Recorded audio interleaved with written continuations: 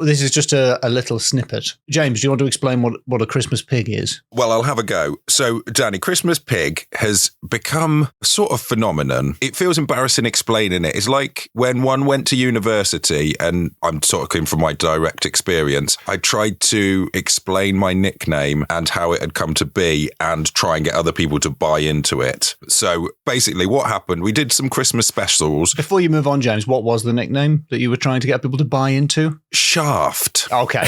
No. You're damn right. It was difficult. So, yeah, we did Christmas specials of Loremen re Jesus because it's his birthday and stuff. And then I think basically it span off from that because there was the story of putting the demons into the pigs and sending the pigs off the cliff, which I think it turned out wasn't even Jesus. It was Paul or someone. Is that one of the sequels? Yeah. And then it became, let's do some pig-related folklore. And then I think there was some around Christmas time. There's some ghost pigs that go across, is it Dorset or somewhere, looking for a dead oss.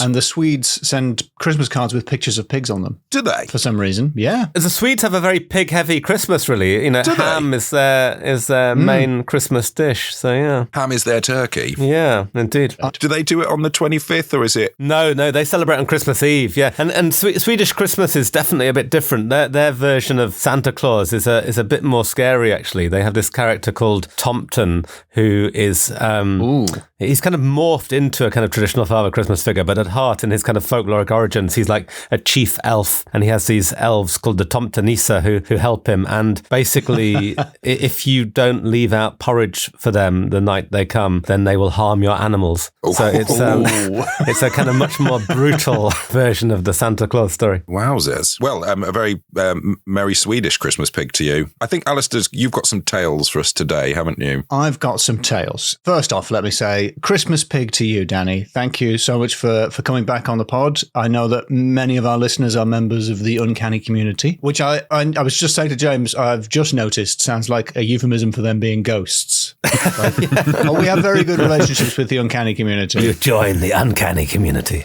But no, they are living people mostly. Yes.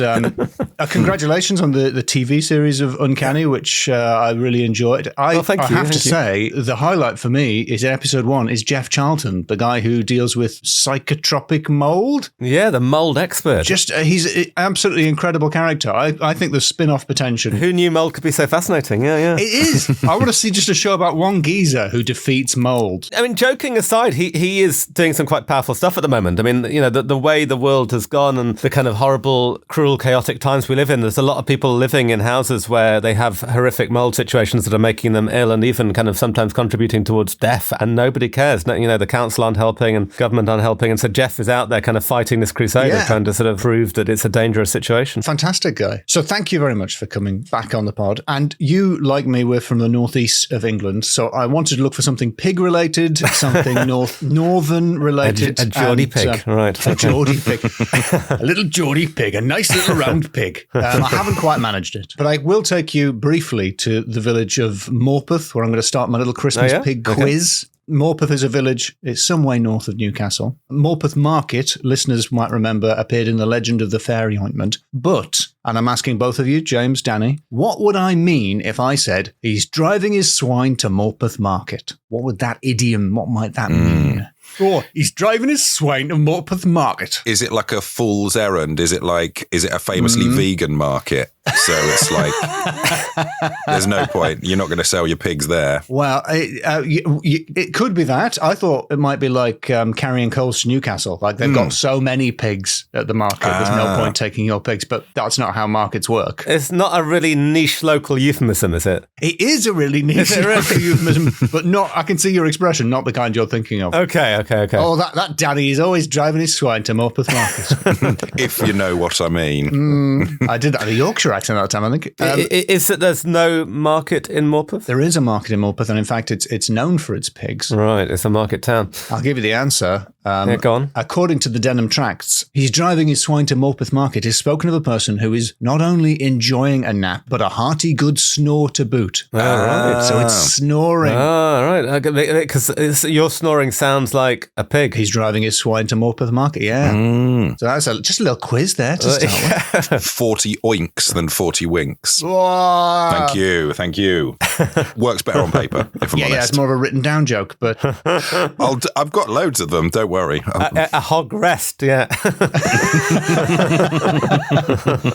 So I'm going to take you a little bit further north to the Cheviots and the Cairngorms. Oh, wow, okay. To tell you the story of the lone airman of Cheviot and the Spectre of the boar. So there's a bit of a Christmas pig there. Lovely. And these stories come from Ghosts of the North Country by Henry Tyner, who was born in Japan. You'll probably know him best as the nephew of Sophus Varming, the Danish consul to Japan. Ah, yes, of course. Yeah. He's a good writer, a really good writer, and I think he belongs... Danny, on your podcast, you divide people into Team Skeptic and Team Believer. I think he is in the I want to believe category. Okay. But he's quite skeptical in his approach to the mysterious. Okay. He's a Fox Mulder mixed with Dana Scully. Yeah, he's like a Danish Fox Mulder. And he's also very outdoorsy, terribly outdoorsy. The first of his stories takes place in the Cheviots in Northumberland, and he's there hoping to see a pair of snow buntings, specifically on the Cheviot, which is the mountain. Oh, I think it's a hill, actually, isn't it? Again, not a euphemism, I hope. Specifically on the Cheviot. Seeing a pair of snow buntings, if you know what I mean. He's on the Cheviot, which is the hill for which the range is named. And forgive my ignorance, but are snow buntings birds? They are birds, yes. Okay. Not just decoration. I'm no ornithologist, unlike Henry Tyner, who really knows his stuff. He's taking the northern route up the Cheviot, which he regards as more romantic, and he describes the great grim Dur ravine of the Gorge of Bezel. And as he's going up the gorge, it's very, very hot, and he has to take off his tweeds, but by the time he reaches the famously flat top of the Cheviot, a driving rain has come down, and it's very, very cloudy and miserably cold, and he has to sort of crouch in a little shelter to eat his damp sandwiches. But when he finishes, as he's about to continue his walk and try and get down as quickly as he can, he hears a sound. And I'm going to quote him directly. It was an eerie moaning cry which at times rose to a high-pitched scream as if someone were in great pain. It was an unusual cry and one that was somehow hardly human. Now, it could have been a bird, but no, of course it couldn't. Henry Tyner knows all about birds. He knows it's not the cry of any bird. He doesn't think it's the cry of a fox or a vixen. He says the cry came and went, rising and falling with the wind. He approaches the not quite flat plain at the top of Cheviot, full of peat hags, which are exposed bits of peat, and he finds in one of the peat hags... I think you've set me on a bad course. It's not a guy. Very rude things are springing to mind when you're talking about... Exposed bits of peat.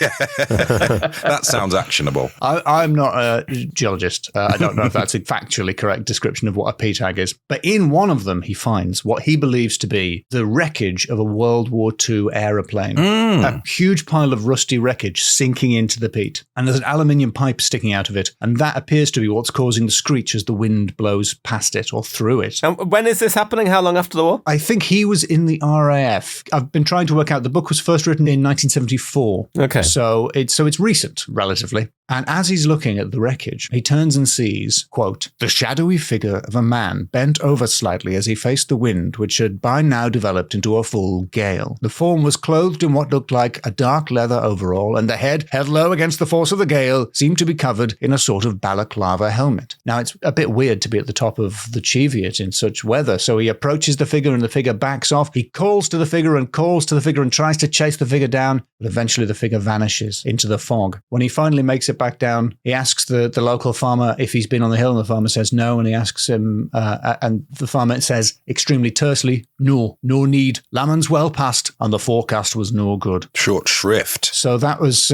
could that have been the Spectre of a German airman? Perhaps the reason he didn't answer was that he doesn't speak English. Yeah. So he didn't know what the shouting meant. Now, he has some insight into what might explain that phenomenon. When he was in the Cairngorms, he saw the spectre of the boar. Now, this is not a spectre of a pig. I'm sorry, James. It's What? not a ghost pig. The boar is actually a mountain, the boar of Badenoch. He saw a ghost mountain. He saw the spectre A ghost on a mountain. Right. I get it. Yeah. How are we spelling boar here? Boar. Yes, not a dull person. Okay. There are two hills in the Cairngorms. There's the Sow of Athol and the Boar of Badenoch. Apparently, according again to Tyner, the Sow lies in Perthshire while the Boar is in Inverness-shire. So they're sort of next to each other. They are pig-shaped mountains. They're named for pigs. I don't think they are actually the shape of a pig. Okay. But this is an audio medium, so really the listener can imagine anything they want. So there's two giant pig-shaped mountains. Okay. And he's hunting deer with his stalker, in the hunter sense of stalker. Kennedy is the stalker's name. Otherwise, it's an extremely friendly relationship to have with a stalker. Yeah, I think that's mixed messages. We're on the border of Inverness-shire and Perthshire, so I imagine there's a little bit of tension there. People are like, boo, Perthshire sucks. And so on. And they enter the Corrie of Truim, which is, Truim is a burn and Corrie is a large hollow in a hill. And the pronunciations there come from the pamphlet, Place Names of the Cairngorms National Park. So if they're wrong, that's not my fault, is it? Blame that pamph. Blame the pamph. So they're hunting a deer, which I don't approve of. The good news is the deer wins. They don't catch it. So he's passing through the Corrie of Truim, hoping to get a good view overlooking the boar, which again is not a pig. It's a hill. It's just a hill that looks a bit like a pig if the pig looked like a hill. Wisps of vapor now and again blotted out the contours of the hills around us. I realized we were being watched from above. Then I saw some movement against the backdrop of cloud. The man was huge. He seemed a monster, at least 8 feet high. So he and Kennedy are standing there. He looks to Kennedy, and Kennedy is ashen and looks terrified. They're staring down over on the boar. They're staring at some kind of giant. Suddenly, the phantom disappeared as if he had climbed the ridge and gone over the skyline. "It's the old man," said Kennedy, and then he added, "We'll have no luck the day." And in fact, they did have no luck. The deer escaped. They didn't manage to catch their stag. That we glimpsed the phenomenon well known as the Spectre of the boar, I have no doubt. Tyner speculates that this might be a phenomenon which I think we would call Brockenspectre. He doesn't call it that. Or Brockengespenst, which is the German word for Brockenspectre. Are you familiar with that, Danny? I think I've heard about there's something similar called the Grey Man of another mountain. I can't remember the name of now. There's phenomenon where people see a grey man ghost, and it's something that appears to do with kind of weather conditions. Is that right? A Brockenspectre is your own shadow, or possibly the shadow of your stalker, cast ahead of you onto fog or a bank of cloud, and it's apparently a very eerie phenomenon. And the key element, I think, of it is the size, because it's larger than you because it's a shadow, so it gives the impression of this huge figure. So the second story really sounds like a case of a shadow. Okay, fair enough. Sorry, I found them. Yes, the story of the Grey Man of Ben Macdui, another Scottish mountain. Ooh. Lots of people have seen this figure, but I've seen a video that somebody posted on social media actually of them being stalked by this giant figure that looked terrifying, and it is what you're talking about, this strange anomaly of your shadow kind of projecting itself into something massive. It's a really eerie phenomenon. Now, Tyner is not naive. He thinks it was probably a shadow, but it's certainly an eerie encounter. And the question he asks, and the question I ask is, does that explain the lone airman of Cheviot? Does that explain what he saw around the wreckage of that old German plane? And I'm not sure it does. Sounds like he saw a normal-sized figure there. So those are my stories for you, my Christmas pig stories. I wanted to choose something hopefully appropriately spooky for you, Danny. No fairies this time. No, nothing silly. So just some slightly chilling encounters. I'm intrigued by extremity. The situations we place ourselves into that generate kind of extreme reactions in our bodies and minds. And then sometimes, you wonder if these things are produced by that extremity, that when you push yourself to the limits, when you're kind of up against, altitude or cold or, that kind of fear that's sometimes generated by just being in a kind of incredibly remote place where there's no safety net, where if things went wrong, it would be the end of you. You know, that idea of third man syndrome that we've talked about on Uncanny, I always feel like it should be renamed third person syndrome now, but so far I've never seen it referred to that as anywhere. But you know, that idea, you know, people like Shackleton talked about it. I think maybe Scott of the Antarctic as well. That idea of feeling there's another member of your party there, being quite certain that there is another figure there, essentially hallucinating another person with you, and whether it's your brain wanting to bring some comfort to you in a moment where you are alone and kind of potentially in danger. And the power of a strange noise to freak you out. Yeah, totally. And the way we join the dots, you know, we hear a noise, we see a plane, you know, we're surrounded by rain and fog and mist, whatever, we start to imagine a figure. I think it's not outside the bounds of possibility that you would imagine a figure in that situation. Or conjure up a balaclava. Yeah. German accent, yeah. Normally we score our stories. Of course, this is a mini Christmas Pig episode, so we don't have time to do a full score, but perhaps we could do a little mini score where, I don't know if you remember, Danny, I give a couple of categories and then you and James score them out of 5. Oh, yeah. And you can be as ungenerous or as generous as you like. But usually James drives a hard bargain and tries to negotiate me down. Yeah, I drive as hard a bargain as I would if I was driving my pigs to Morpeth Market, I think. So, for my tales, the Loremen of the Cheviot and the Spectre of the Boar, I would like you to grade them in the category of names. How good were the names in the story? I remind you, I dropped in his uncle, Sofa's Farming, purely because it's a cool name. The uncle wasn't involved at all. It sounds like he's farming sofas. like the vegetable lamb of Tartary. Which would be, I got to say, a warm sofa at this time of year would be very welcome. Some kind of plug-in sofa. I remember once being involved in some sort of comedy program on BBC Three where we discovered that almost all sofa companies originated from one particular town in Wales. What? I can't remember what it was now. There was some place in Wales that just had a lot of sofa companies there, and it was, you know, like it was sofa farming. You know, they were all.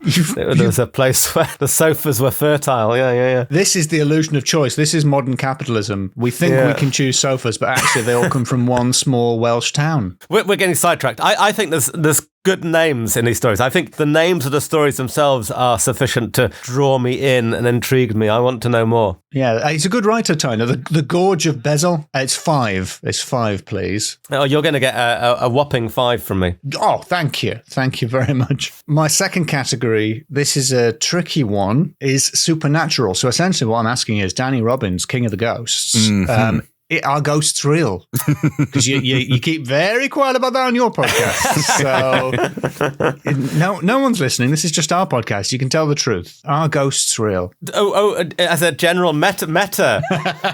Or are these ghosts real? Are these ghosts real? In this particular story, I sort of feel like, I don't know. It's a really intriguing one. I mean, I think I would lean into the meteorological conditions here. I think that he's placed himself in a situation where the weather and the conditions are pretty extreme, and I think he knows some of the folkloric origins of the area as well, and certainly his stalker isn't helping, priming him there, if you will. So I think certainly second one, I mean, he himself feels that's down to, you know, him seeing his own shadow. First one, I don't know. We'll keep that casebook open. It feels intriguing. The fact that he knows about Brocken spectres and yet he's not applying it to that case. He wonders if it might explain it. That's what he says. But I think he saw something more in that. He saw a German gate to the person.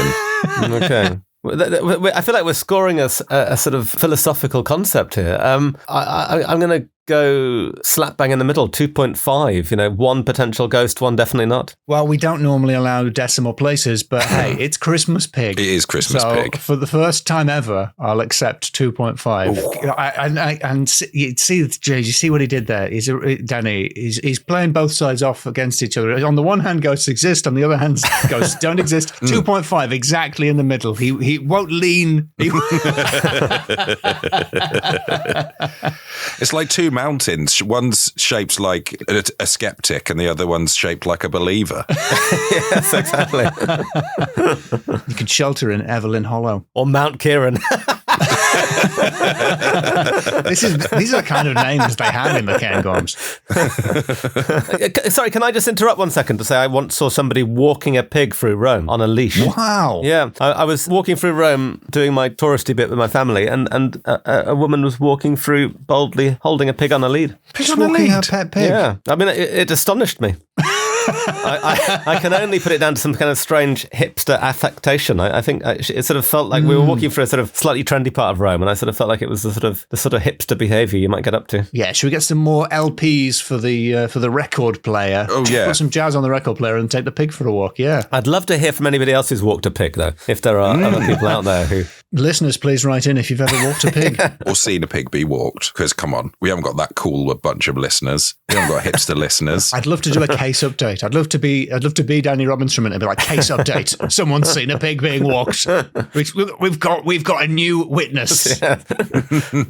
Pigs get a bad rep, don't they? I mean, like pigs are a forbidden part of certain religions, aren't they? Within Islam and with Judaism, you avoid pigs. And I wonder, is there some sort of historical reason why pigs are considered to be so problematic? Well, I think it's probably because they're so intelligent, because I saw a documentary about a pig that became a sheepdog and actually helped foil some... I mean, I'm describing Babe, the sheep pig. But it's a... And it went to the city. I watched it again recently. Have you seen Babe, the sheep pig as an adult? I watched it recently as well, yeah. Because it's a Miller film. It's a George Miller film. And so everyone is Australian, but they've dubbed them all with American accents. So it's very confusing where it's set, because it looks like Wales or England. It is Australia, but everybody has an American accent. So it's like rural Australia with no hint of Americanism about it in some sort of idyllic version of the 50s, I think. But everyone's got American accents. It's weird. Well, thank you very much, Danny. And yes, Christmas pig to you. Well, a pleasure. I can see Danny resisting the temptation to say Christmas pig back to us. It not attempted at all to say. No, it was a pleasure porking with you.